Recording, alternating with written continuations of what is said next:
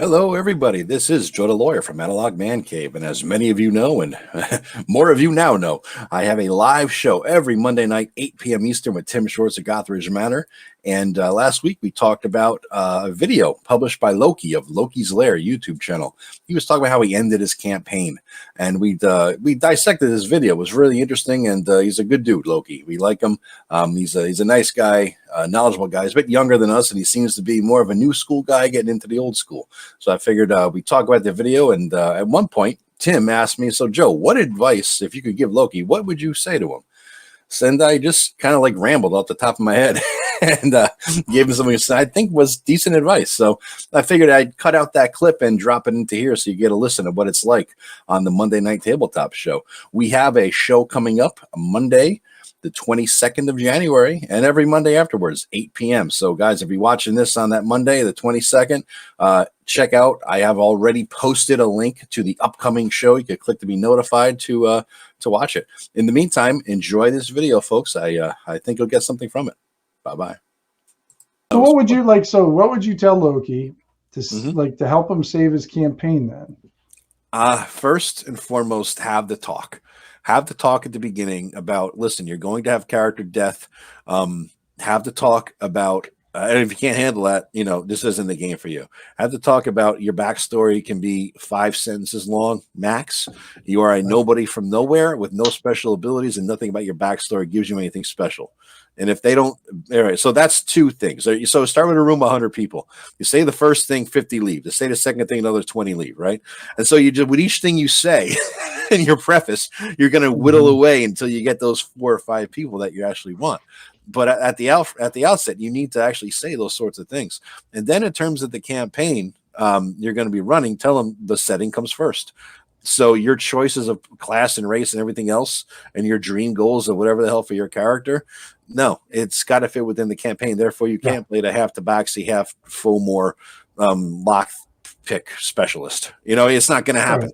Right. And so once you get that out of the way, you've lost a lot of people that if you had that conversation, he might have been able to avoid this campaign shit in the bed. Right. So now you've got a group of people in there. Now it's up to the DM to make something that works for that group of people that also works for him in terms of the game he wants to run.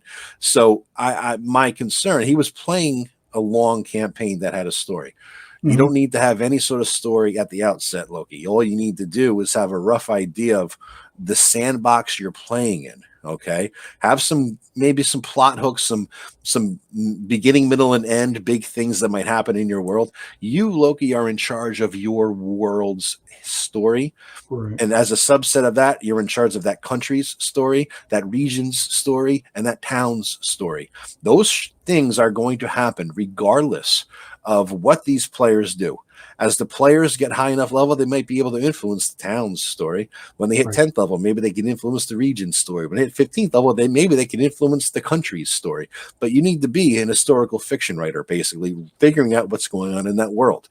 Now, once you have all that crap going on, they have to be in, short-term, long-term, extremely long-term, you then can insert the players into your starting town, and you have a few things going on there, and maybe a lost tomb, some little lore, some history, and give them some hooks and see where they want to go with it. But you got to make it apparent to them that they need to be self-directed, right? Now, any sort of story that emerges from that, because that's the word, emergent storytelling. You're not telling a story up front. You're not putting them on a railroad. You're not predetermining any sort of an outcome. That is the doom of your campaign. If you know from day one how this campaign is going to end, shut the book, forget about DMing. It ain't good. That's no good. You need to just figure out what story emerges with your players. I think it's a lot of DMs are coming into this game, reading this big book of rules, trying to figure it all out. We had the big book of rules too, first edition, but we couldn't figure it out because it was written in fucking Gygaxian. Nothing made sense. It was, and no one was proficient. Nobody understood it, right? It was like it was this constant esoteric fucking search for meaning, and you couldn't figure shit out. But what you could do, all right, what you could do is make talk to your friends, read Dragon Magazine, get hints, get tips, and make the thing work for you and your group, right? That's what you need to do, Loki. Just make it work for you and your group. don't think of an ending. Let the ending emerge as they keep doing what they do. Think of an ending for the world, for the country, for the region, for the city. Think of those endings, because what the players do or don't do may affect or may not affect those things. You need to know what's going on there, and that makes your world rich and interactive, right? And so as this game commences, as it goes through from game to game, you can do your short story Conan style things within that. You can do your 3 or 4 week or 6 week game, your little campaign, but you got to be prepared for the players to, after you spent, a month and a half working on that thing, your players say, we'll just stick with, maybe do 2 rooms of this. Let's go find something else. All right. But doesn't matter. You created it. You could reskin it for something else later. You know what I mean? Okay. Then what made you quit your Bronze Age campaign? I fucked up with the gods. I created a world, civilizations, regions, and everything else with the Bronze Age game. And I wanted it to be not religious in any way. Right. And I wanted magic and just, the history of what happened there with the mages and blah, blah, blah, to be the predominant thing. But I messed up in not having any real gods there, because it was such a defining feature of the Bronze Age, the superstitious beliefs, the rituals, the customs. You can't have a Bronze. That all my game was a low tech D&D game. There was nothing Bronze Age and feel about it without their religious primitive beliefs, and I fucked that up. And so once I had created all this shit, developed the world without gods and cultures without gods and history without gods, then I had something that I wasn't happy with the way it was running. I'm like, this doesn't feel like Bronze Age. Well, no shit, Sherlock. There's no fucking gods. And so rather than rewrite the thing, I moved on to something else, and I'll use the Bronze Age, especially the equipment stuff, the breakage rules for fumbles and crits for the gear. I liked that. I liked what came out of it. And I liked some of the sub magic systems I created because I created a new type of mage, and I liked what I did with that stuff. But I'll use it somewhere, But that was where I messed up. All right, then what was the reason why you stopped? Not to bring up your 5. Was it five lakes? The 5 lakes thing. Lakes. The 5 lakes thing. Because I was wondering, because I was watching Loki, and he's ending his campaign for reasons, and I was wondering what yours were then for these 2 examples. The 5 lakes campaign, I think we lost player steam, because I wasn't good enough DMing at it. I had something in my head of how I thought it would evolve or play. So you had a story in your head? No, not a story, more like a feel. A feel. Okay. I had a feel of what I wanted that thing to be, and I couldn't make it work in the game. I wanted to create, it's sort of like a movie maker, a filmmaker who wants to have a movie that gives a certain emotional resonance with people, right? And then once you're done with it, you watch the movie and that's not the emotional resonance I want, that I predicted, wanted, or I'm happy with. And it just didn't go for me. Right. And that was the gist of it, I think, and I think because I couldn't get something engaging, emotionally engaging, basically that was it. My failure was at the end to make it emotionally engaging for the players. The players weren't that much into it, and it just sort of fizzled because that was the one that I played, that kind of low functioning kid, right? Yeah, who got bit by the werewolf and all that. Right. I had a blast in that one. Did you really? Yeah, I was having a good time with my guy. I forget who else was in it, but I don't want to call out names anyway. I got a sense that they weren't. Yeah, I think I was there for what, but I did have just so you know, I did have fun with that one. That's good. I didn't know where it was going, but I was okay with that, because remember, I like to play my guy, and my guy had 6 intelligence or something like that. Yeah, he was kind of stupid. Yeah. So, but he just reacted what was in front of him. He didn't think beyond what was in front of him. Yeah. So it didn't made my life any difference. That's a DM. That made my life really easy, man. Yeah, but it was actually fun to explore the character. I mean, as much as we don't do backstory and stuff like that, I had a small hook that I got it on.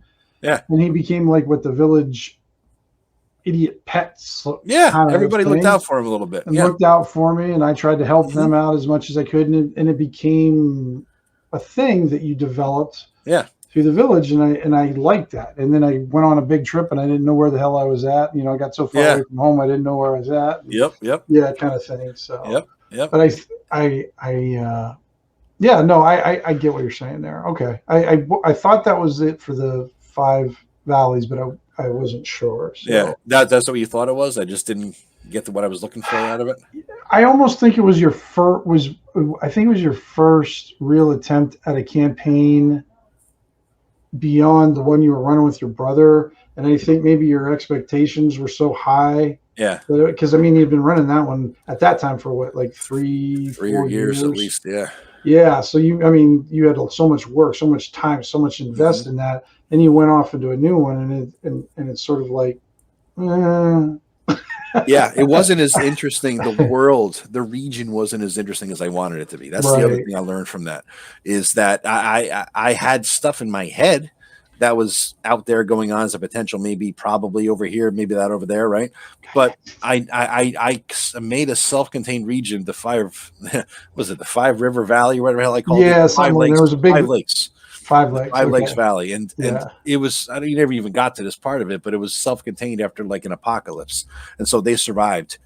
And you would have found out what happened long term to the rest of the world. But I wanted a small sandbox because I didn't feel confident enough to run a worldwide sandbox, right? And so I ran the worldwide sandbox, the one with my brother, because I had a world that was there that I just played with and broke. There was already components of that world there. When I created the 5 Lakes campaign, I just created from scratch. There was nothing there. I wrote a map. I'd made up the world. I made up the history.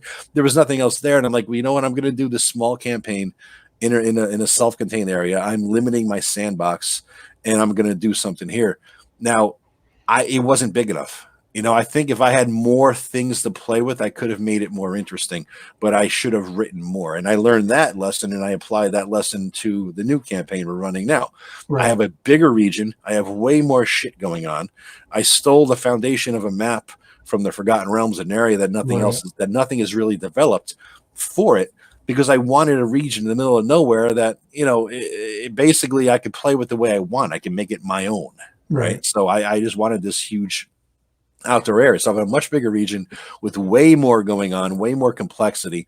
I have the freaking trading routes and what they trade with each other within subgroups. I needed to have that, you know, in order to give myself that level of like, it gives me confidence that I could riff off of things, you know? Yeah. And I think, speaking of a music analogy, I think I might have said this before at some point or another, but when you're coming into D&D and the complex rules, like, you know, first edition, it's too complex to figure out, and written in High Gygaxian. When now they've mastered in 50 years the art of writing a PHB and a DMG, right? And so you read this thing, and it's well written, well laid out, makes sense, logical. Everything about it is clear and concise. There is no anything outside the lines. It's all there for you to use and understand. And if you have a question, it's in the book, right? And that's like classical music. The OSR is like jazz. Right. And I want to run more jazz. I want to, you know, I want to run games with more jazz than classical. And that's kind of what I like. And so I just need, in order to play jazz, I need to have more toys to play jazz with. That's why I needed to make a bigger world in the 5 Lakes campaign setting. That makes sense? Oh, yeah. Yeah. You know? No, that makes sense.